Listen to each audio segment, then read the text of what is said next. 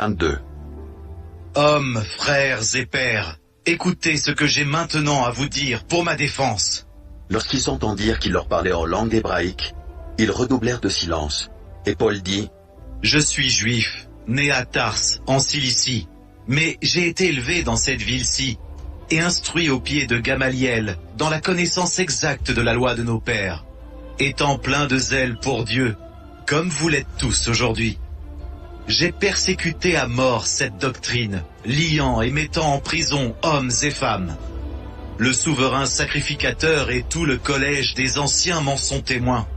J'ai même reçu d'eux des lettres pour les frères de Damas, où je me rendis afin d'amener liés à Jérusalem ceux qui se trouvaient là et de les faire punir.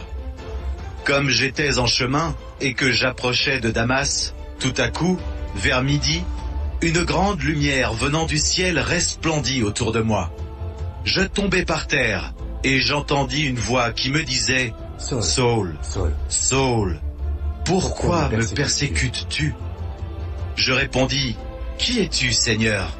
Et il me dit « Je suis Jésus de Nazareth, que tu persécutes. » Ceux qui étaient avec moi virent bien la lumière, mais ils n'entendirent pas la voix de celui qui parlait. Alors je dis « Que ferai-je, Seigneur ?» Et le Seigneur me dit « Lève-toi, va à Damas, et là on te dira tout ce que tu dois faire. » Comme je ne voyais rien à cause de l'éclat de cette lumière, ceux qui étaient avec moi me prirent par la main, et j'arrivai à Damas.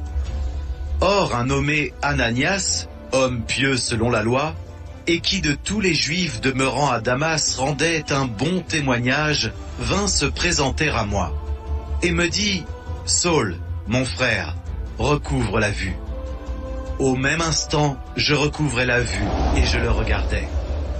Il dit « Le Dieu de nos pères t'a destiné à connaître sa volonté, à voir le juste, et à entendre les paroles de sa bouche. Car tu lui serviras de témoin auprès de tous les hommes, des choses que tu as vues et entendues. Et maintenant, que tardes-tu? Lève-toi, sois baptisé et lavé de tes péchés, en invoquant le nom du Seigneur. » De retour à Jérusalem, comme je priais dans le temple, je fus ravi en extase. Et je vis le Seigneur qui me disait « Hâte-toi et sors promptement de Jérusalem, parce qu'ils ne recevront pas ton témoignage sur moi. » Et je dis « Seigneur, ils savent eux-mêmes que je faisais mettre en prison et battre de verges dans les synagogues ceux qui croyaient en toi, et que, lorsqu'on répandit le sang d'Étienne, ton témoin, j'étais moi-même présent, joignant mon approbation à celle des autres, et gardant les vêtements de ceux qui le faisaient mourir. Alors il me dit, va, je t'enverrai au loin vers les nations. » Ils l'écoutèrent jusqu'à cette parole, mais alors ils élevèrent la voix disant, ôte de la terre un pareil homme, il n'est pas digne de vivre. Et ils poussaient des cris, jetaient leurs vêtements, lançaient de la poussière en l'air. Le tribun commanda de faire entrer Paul dans la forteresse et de lui donner la question par le fouet, afin de savoir pour quel motif il criait ainsi contre lui. Lorsqu'on l'eut exposé au fouet, Paul dit au centenier qui était présent, « Vous est-il permis de battre de verges un citoyen romain qui n'est même pas condamné ?»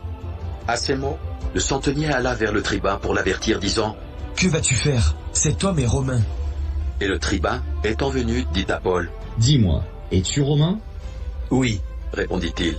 Le tribun reprit, « C'est avec beaucoup d'argent que j'ai acquis ce droit de citoyen. »« Et moi, dit Paul, je l'ai par ma naissance. » Aussitôt ceux qui devaient lui donner la question se retirèrent, et le tribun, voyant que Paul était romain, fut dans la crainte parce qu'il avait fait lier. Le lendemain, voulant savoir avec certitude de quoi les Juifs l'accusaient, le tribun lui fit ôter ses liens et donna l'ordre aux principaux sacrificateurs et à tout le Sanhédrin de se réunir. Puis faisant descendre Paul, il le plaça au milieu d'eux.